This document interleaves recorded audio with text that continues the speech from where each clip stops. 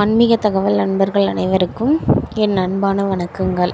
இன்றைக்கி நம்ம சேனலில் எதை பற்றி பார்க்க போகிறோம் அப்படின்னா, அதாவது உப்பு ஜாடியையும் எண்ணெயையும் பக்கத்தில் வைக்கலாமா அப்படிங்கிறத பற்றி தான் பார்க்க போகிறோம். வாங்க ஃப்ரெண்ட்ஸ், வீடியோக்குள்ளே போகலாம். அதாவது உப்பு ஜாடி எண்ணெய் அப்போல்லாம் பார்த்திங்கன்னா நம்ம திட்டு மாதிரி வச்சு கீழே வச்சு தான் சமைப்பாங்க. அப்போ பெரியவங்க ரொம்ப முக்கியமான பொருளுங்களை மட்டும்தான் பார்த்திங்கன்னா அந்த சமைக்கிற அந்த அடுப்பு திட்டுன்னு சொல்லுவாங்க பார்த்திங்களா, அதில் வச்சுருப்பாங்க. அதில் முக்கியமான பொருட்கள் அப்படின்னு பார்த்திங்கன்னா இந்த அஞ்சரை பெட்டி சாமான், ஒரு உப்பு, ஒரு எண்ணெய், இவ்வளோ தான் இருக்கும். வேறு எதுவுமே அந்த காலத்தில் இருக்காது. ஆனால் இப்போ பார்த்திங்கன்னா அதவே தான் நம்மளும் யூஸ் பண்ணுறோம். ஆனால் கொஞ்சம் நிறையா சுகரு ஒரு டப்பா, நாட்டு சக்கரை ஒரு டப்பா, மசாலுங்களுக்கெலாம் ஒரு டப்பா, அஞ்சரை பெட்டியிலே டிஃப்ரெண்ட்டான டைப்ஸு அந்த மாதிரி நம்ம நிறையா யூஸ் பண்ணுறோம். இதில் பார்த்திங்கன்னா அடுத்தட்டில் எதை வைக்கிறது எதை வைக்கக்கூடாது அப்படிங்கிறது மீறி நிறைய பொருட்கள் நம்ம யூஸ் பண்ணிகிட்ருக்கோம். நம்ம இது எல்லாமே பார்த்திங்கன்னா ரேக்கில் வச்சுக்கலாம், அது தப்பே கிடையாது. ஆனால் அடுத்தட்டில் கண்டிப்பாக நம்ம வைக்க வேண்டியது அப்படின்னு பார்த்திங்கன்னா உப்பு, ஒரு அஞ்சரை பெட்டி, அதுக்கப்புறமேட்டுக்கு ஒரு எண்ணெய். இது கண்டிப்பாக எப்பயுமே இருக்கணும். ஏன் அப்படின்னு சொல்கிறேன் அப்படின்னு பார்த்திங்கன்னா, அதாவது இது எல்லாமே பார்த்திங்கன்னா மகாலட்சுமி வாசம் செய்கிற பொருள். அதாவது அஞ்சரை பெட்டி அப்படின்னு பார்த்திங்கன்னா நம்ம தூளுங்களுக்கெலாம் தனியாக ஒரு பெட்டி வச்சுருப்போம். அண்ட் தென் இந்த செலவுங்கள்லாம் போடுறதுக்கு தனியாக செலவுங்க மீன்ஸ் இந்த பிரியாணி செலவே பார்த்திங்கன்னா இந்த ஜீரகம், மிளகு, சோம்பு, பட்டை, லவங்கம் இதெல்லாமே பார்த்திங்கன்னா ஒரு அஞ்சரை பெட்டியில் நம்ம ஃபினிஷ் பண்ணி வச்சுருப்போம்.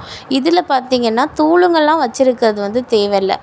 அந்த செலவு, அந்த லவங்கம், பட்டை அதெல்லாம் வச்சுருக்கோம் இல்லையா, அந்த அஞ்சரை பெட்டி கண்டிப்பாக சமையல் அறையில் மேலே வச்சுருக்க மாதிரி பார்த்துக்கணும். ஏன்னா இது எல்லாமே பார்த்திங்கன்னா மகாலட்சுமி நிரந்தரமாக வாசம் செய்கிற முக்கியமான பொருட்களில் முதல் இடத்துல வகிக்கிறது இது. அதுலேயும் உப்பு சொல்லவே தேவையில்லை ஃப்ரெண்ட்ஸ். கடல் அப்படிங்கிறது கடல் தாய்மடி, சரிங்களா? அந்த கடல் சமுத்திரத்துலேருந்து நமக்கு கிடைக்கிற எல்லாத்தையுமே நம்ம வச்சுக்கலாம். அதாவது இப்போ நம்ம சமுத்திரத்துக்கு போகிறோம், அங்கே ஒரு சாமி சிலை கிடச்சிருக்கு அப்படின்னா அதை எடுத்துகிட்டு வரலாமான்னு யோசிக்கிறீங்கன்னா கண்டிப்பாக தாராளமாக எடுத்துகிட்டு வரலாம். ஏன்னு பார்த்திங்கன்னா சமுத்திர தேவர் நம்மளுக்கு கொடுக்குற எல்லாமே பார்த்திங்கன்னா நம்ம அதை எடுத்துகிட்டு வீட்டில் வச்சுக்கலாம். அது எல்லாமே லக்ஷ்மி தேவியோட அம்சம்தான்.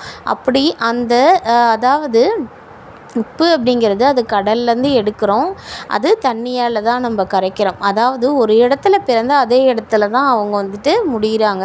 லக்ஷ்மி தேவிக்கு ரொம்ப ரொம்ப வாசம் செய்கிற பொருட்களில் அந்த உப்பு முதலிடம் வகிக்குது. இந்த உப்பு பார்த்திங்கன்னா நீங்கள் சமையல் ரூமில் மேலே அந்த அடுப்படியில் வச்சுக்கோங்க. அந்த மேலே பார்த்திங்கன்னா இப்போ அடுப்பு எப்படி வச்சுருப்பீங்கன்னா கிழக்கு பக்கம் பார்த்து அடுப்பு வச்சுருப்பீங்க. அது நம்ம மேற்கு பக்கம் ஆப்ரேட் பண்ணுற மாதிரி நம்ம வச்சுருப்போம் இல்லையா? அந்த வகையில் பார்த்திங்கன்னா அந்த ஒரு மூலையில் ஒரு கார்னர், அந்த திட்டு கட்டும் போது அவங்களே நம்மளுக்கு கரெக்டாக தான் முடிஞ்ச வரை கட்டி தருவாங்க.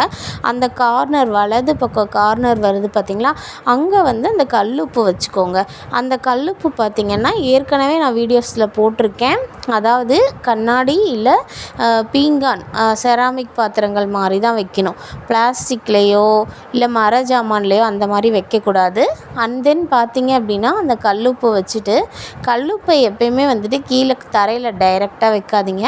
அதுக்கடியில் ஏதாவது ஒரு பிளேட்டோ இல்லை இப்போல்லாம் ட்ரே அந்த மாதிரிலாம் விற்கிறாங்க இல்லையா, அந்த மாதிரி ஒரு ட்ரே வாங்கி அதில் வச்சுக்கோங்க. அண்டு எண்ணெய், அடுப்பு உப்பையும் எண்ணெயையும் பக்கத்தில் தாராளமாக வைக்கலாம். அதனால் ஒரு தப்புமே கிடையாது, தாராளமாக நீங்கள் வச்சுக்கலாம். அதனால் உங்களுக்கு ஒரு சின்ன மிஸ்டேக் வருமா அப்படின்னு பார்த்தீங்கன்னா கூட கண்டிப்பாக கிடையாது. ஸோ நீங்கள் தாராளமாக வச்சுக்கலாம். கூடவே சேர்த்து அந்த அஞ்சரை பெட்டி செலவு சொன்னேன் இல்லையா, பட்டை, லவங்கம், ஜீரகம், ஏலக்காய் இதெல்லாம் நம்ம போட்டு வச்சுருப்போம், சோம்பு எல்லாம் ஒரு இதில் போட்டு வச்சுருப்போம். அந்த டப்பாவையும் கூடவே வச்சுக்கோங்க. அதுவும் உங்களுக்கு ரொம்ப ரொம்ப நல்லது தான்.